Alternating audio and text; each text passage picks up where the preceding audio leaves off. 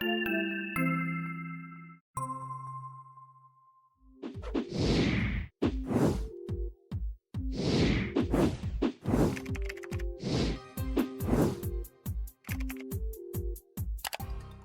back, Richard. It's good to see you this morning. Good morning. How are you? We survived the hurricane. Hurricane Milton tore through. I almost forgot. Selective memory. Yeah.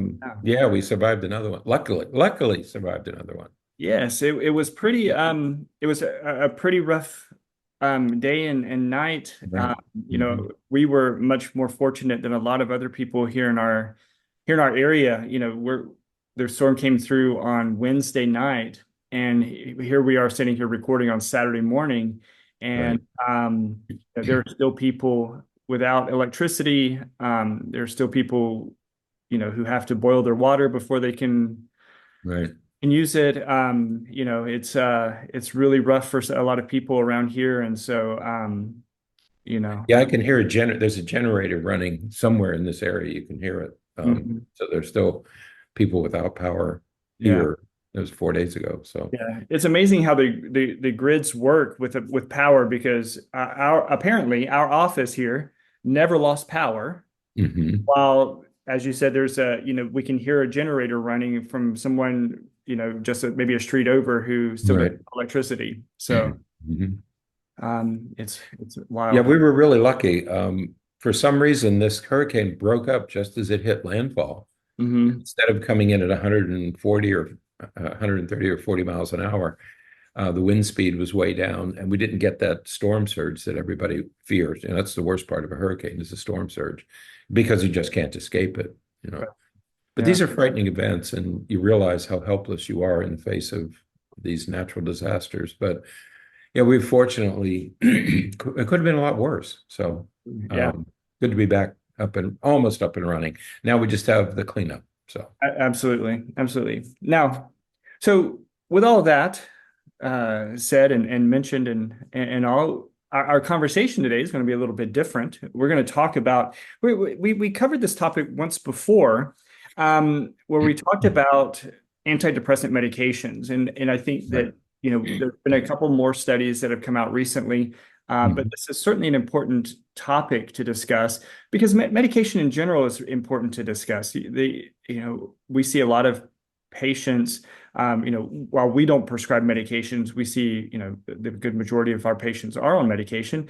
And if Mhm. they're not, many times they ask us, about medications and should they try medications and what Right. would we recommend? And so it's always important to have conversations about this to talk about what medications do and what they don't do. That's right. That's the important thing is what are they used for? What are they good at? What do they provide? And what don't they do? And Right, that's the other thing is what are reasonable expectations right. for medications? And for some reason, there's this flurry of articles and news pieces, and they seem to stem from the study that was done in 2022. Hmm. And when you read the news articles about this, because whenever you get a study like this, it hits the news media. And the research team reported that antidepressant medications had little effect on health-related quality of life. Hmm. But before we get into this study, um, when this when these studies reached the popular press, Hmm. um, you it changes a little bit. And in this case, it said a large new study suggests that these medications may do little to improve overall quality of life. Now, and when you hear that, there, there really is just one word that changes.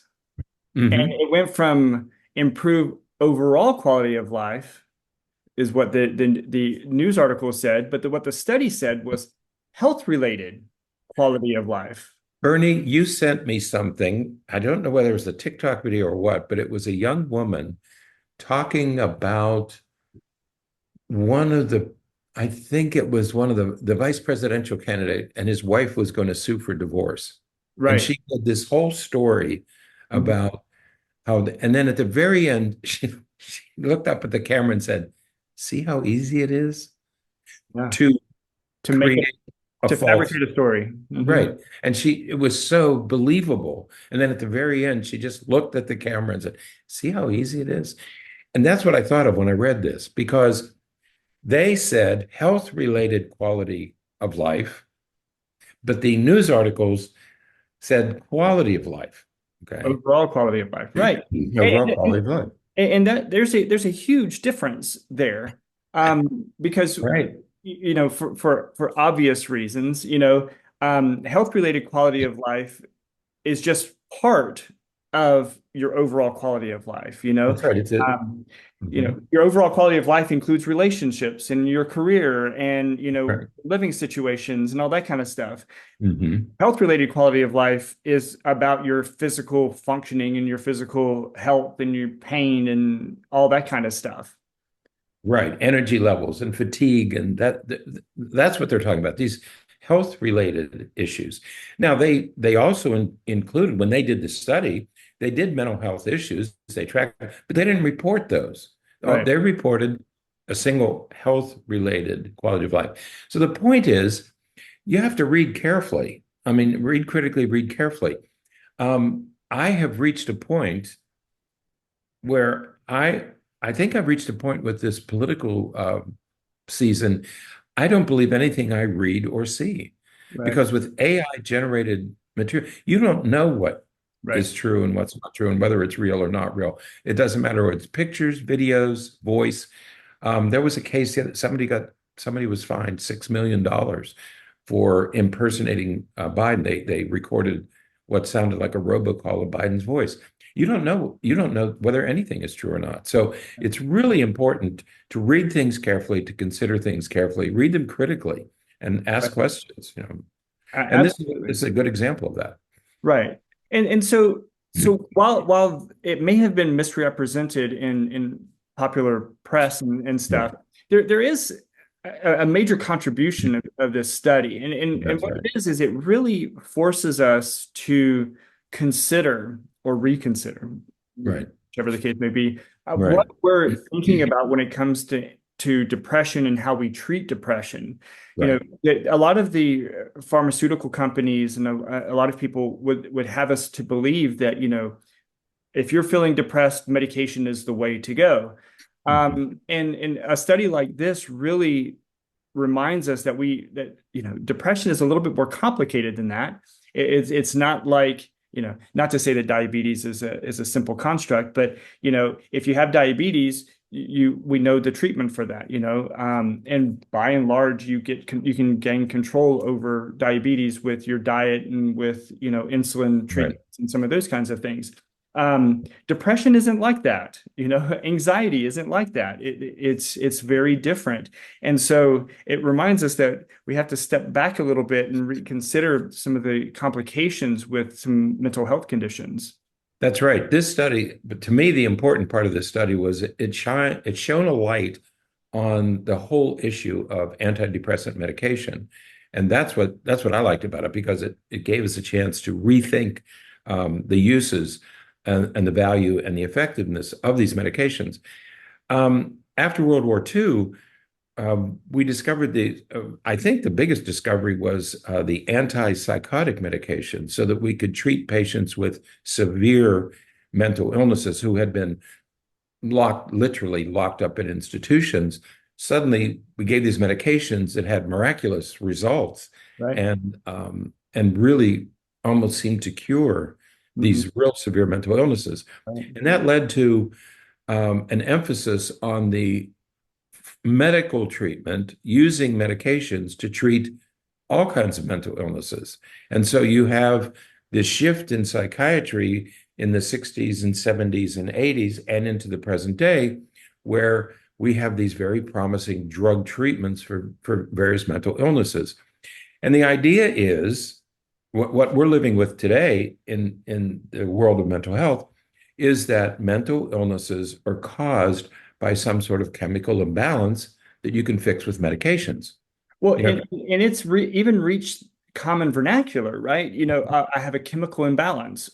right? Well, That's what people. Mhm. they say those things, and I always wonder what chemical, what chemical are you imbalanced in? Right. Because yeah, yeah, I suppose neurotransmitters to some extent are chemicals, but those neurotransmitters come from something else, and Right. our body creates those from other sources. And so, you know, does that suggest that your diet needs to change? And if your diet changes, then, so it's like, again, much more complicated than just saying, you know what, I have depression, I have a chemical imbalance, I just need this medication and it's going to fix everything.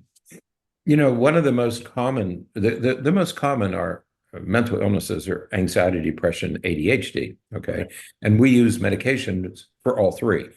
But if you talk to neuroscientists, if you talk to neuropharmacologists, they will all tell you the same thing, that we think that serotonin is involved in depression. Right.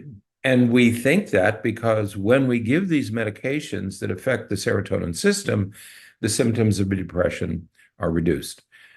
But we've never documented that. I mean, we don't know Right. that nobody has tracked serotonin doing that specific. Nobody has tracked stimulant medications, Adderall or Ritalin or Concert or any of those medications, and said, we think that dopamine is responsible for this, but no, we don't have the technology to document that. These are assumptions. Now, they're good assumptions. Right. No, the medications are effective, but this idea that, well, I'm doing this with dopamine and that's why I'm getting this effect. I think we have 5 dopamine systems in our brain, and each one does a different thing. So we don't really know. Nobody's ever really said, this is the dopamine that is affected by Adderall. And Right. so we make these assumptions, but remember, they're just assumptions. Yeah, no, absolutely. And you mentioned, everybody talks about dopamine as the reward center, Right. the reward neurotransmitter and everything. But if you, again, just illustrating the complication, if you have too much dopamine, Right. then the theory is, Right. and none of this has been documented either, but this is where the theories are. Too much dopamine leads to schizophrenia. Schizophrenia. Too Right. little dopamine leads to ADHD, or sometimes too little dopamine leads to movement disorders like Parkinson's and Right. those kinds of things. So, but again, then we talk about it as the reward neurotransmitter. So it's like, all right, how do we find this balance between schizophrenia, ADHD, Parkinson's, and it's the one that makes us feel good as well? Right, that's right. I mean, it's a lot more complicated. It's not this simple isomorphic one-on-one relationship. And so this study, what I like about this study is it once again reminds us that this is a much more complicated issue than just giving an antidepressant. And for those of you who have taken antidepressants, you know that there are many antidepressants out there, and not all of them work equally well. They all do the same thing, but why does one work and the other not work? And Right. so I like the article because it reminds us that maybe it's not just a question of finding the right medication or combination of medications. Right. That's the first issue.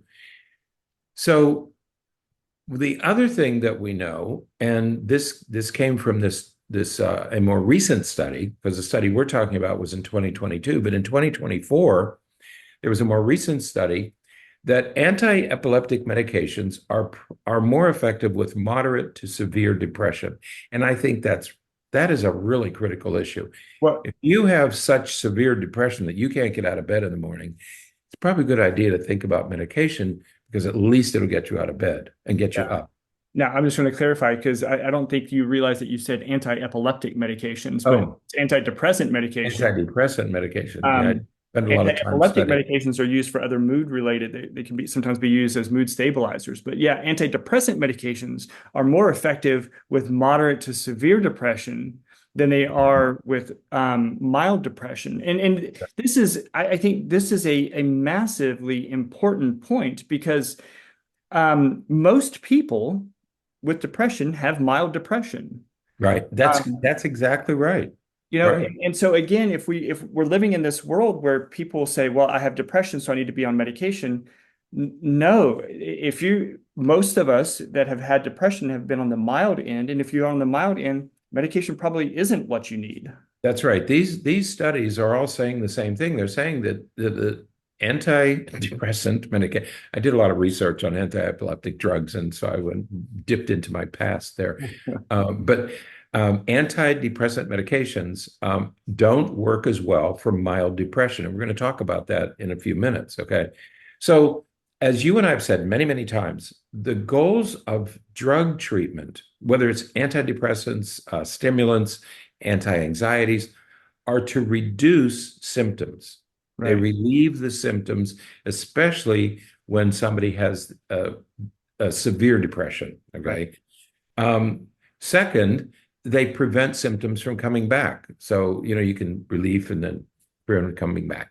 They make you feel more stable. They help you follow your more normal routines. And also, and we can't forget this, that they are useful in preventing suicidal thoughts. But again, that's in more severe cases. Right. When depression becomes so severe that you move toward suicidal ideation, medications can be useful in reducing those symptoms, including suicidal ideation. Okay. Right. So So that's the main advantage. right. And again, just to put that final line over that or under that is that antidepressant medications are really good or seem to be far better with reducing symptoms in moderate but especially severe depressive symptoms, depressive episodes. You know, a person with mild depression may experience a lot of those same symptoms, again, sort of on the milder end of things, Mhm. but the medications aren't quite as effective in managing those symptoms. And we're going to, like you said, we're going to talk in just a second about why we think that is, um, but it's just really important for people to hear that. Right. It's good for severe symptoms, but not necessarily for mild symptoms. That's right. And so mild depression, these milder symptoms, what most of us experience when we talk about depression, may have less to do with brain chemistry and more to do with life challenges. And we've been saying that for years now. And it doesn't matter whether it's anxiety, depression, ADHD, or any of these other issues. That the milder forms of these things might be life issues, not brain chemistry or mental health issues. Right. And I Okay. think that it goes along with another, critical point that some of these studies are really pointing out, and that is that treatment for depression, while medication may be helpful, especially again for more moderate to severe depression, medication can't be the only thing that you do. Right. We need a combination of drug and non-drug treatment That's right. therapies to help with that. Medications may help reduce the symptoms, but it doesn't do anything for the underlying cause or underlying issues associated with the depression. So, other therapies are still needed, Right. and you know, in combination with whether it's mild, moderate, or severe. Right. And that's that you make a critically important point there because there are other studies. For example, there was one study done that said about 50 of 100 people who took antidepressant medications noticed an improvement in their symptoms within an 8-week period. 6 to 8 weeks later, they noticed a reduction in symptoms, 50 out of 100. But then when you finish reading the study, 30 out of 100 who took a placebo, that is an inert drug that didn't do anything, also noticed the same improvement. Right. So why would 30 out of 50 people Yeah. feel like their symptoms were reduced when they weren't taking medication? Yeah. There was a really interesting study done. It's probably been 15, 20 years ago now, where they did a wait list group. So whenever they do studies, you have a group that gets the medication, you have a group that gets a placebo or the non-medicinal, non-active Mhm. medication. But this particular study, or there's a group of studies, they used a wait list group. And that means that these were people who met criteria to be in the study, but they were waiting for some period of time before they could actually be enrolled in the study. But they monitored them as well. And what Hmm. they found is that within about 6 to 8 weeks, even the people on the wait list improved.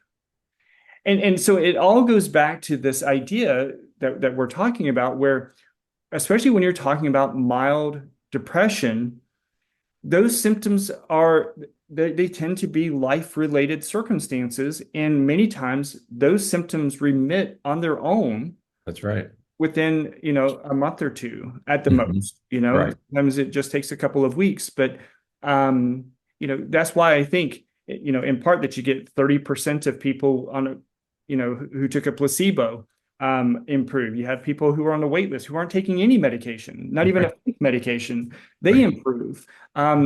But we so badly want to just do something to make it go away immediately Right. that we don't allow what needs to happen, Hmm. so that we can relieve those symptoms on our own. Right. And more evidence of this idea that you might need more than just medication, is a study that was completed at Georgetown a year or so ago, and it compared something called mindfulness meditation. Just if you think just meditation, if you just meditate, and they had one group who meditated, they had one group who took Lexapro, and antidepressant, anti-anxiety medication. There was no difference. They were indistinguishable. The change that they measured was indistinguishable between these two groups. It didn't matter. Meditation was as effective as Meditation was as effective as medication for the group in this study. And so we have to at least consider that drugs may not be necessary at all, and that drugs may be necessary to reduce symptoms so that you can do all the other non-drug interventions that you need to address the life issues that are really underlying the depressive symptoms. Right. Yeah. Medication doesn't cure anything, Right. especially when we're talking about these mental health conditions and depression. Antidepressant medication does not cure depression. Right. Anti-anxiety medications doesn't cure anxiety. It reduces symptoms, but to get to a point where you are dealing with the underlying cause, it requires so many other things. It Mhm. requires other therapies and other treatments. And so you have to have this combination of, perhaps medication is important when it's moderate to severe depression, but you Right. have to have the other component as well. That's right. Whether you have mild or severe, if you're taking medication, it's that's one piece, that's one part, but there's a second part. Mhm. Okay. So whether you're talking about anxiety, depression, or ADHD, and we talk about this with ADHD all the time, that if you give a person with ADHD stimulant medication, it reduces the symptoms so that those kids are available to go to school and to be managed at home. It makes managing much easier. Right. And it doesn't matter what the disorder is, whether it's anxiety, depression, or ADHD. It makes the person available for the therapies. And so, what is this other work that we have to do when we say, well, you have to do this other work, Mhm. these non-drug interventions? What is the other work? Well, for adults, so that they can go to work, Mhm. so that they can be self-sufficient, so that they care for others, or they can care for others, if parents or teachers or other professionals, you have to be able to care for others. And then you have to manage relationships. Those are the four things that we're asking adults to do. Right. And yeah, I think the other piece to it is, the work that you have to do is, okay, so yes, the medication may help relieve the symptoms, but my goodness, if you want to ensure and work towards dealing with the underlying cause, you have to look at what is happening in your life that's eliciting those symptoms. You know, we talked about this so many times before, even in recent podcasts, where we've talked about, if you're unhappy with something in your life, if your job is making you miserable and is making you depressed, if Right. your relationship is making you depressed, yeah, you can take medication and relieve those symptoms. And okay, so you can tolerate this life that you find miserable. Okay. But you're going to have to take those medications for the rest of your life or as long as you're doing it. The other work is changing those things in your life that are causing you to be depressed. Change those things that's going on around you that's making you miserable so that you Mhm. can then prevent those symptoms from coming back and then maybe not even need the medications moving forward. That's right. And there are many, many people who are living a life that is causing them distress, symptoms of depression or anxiety.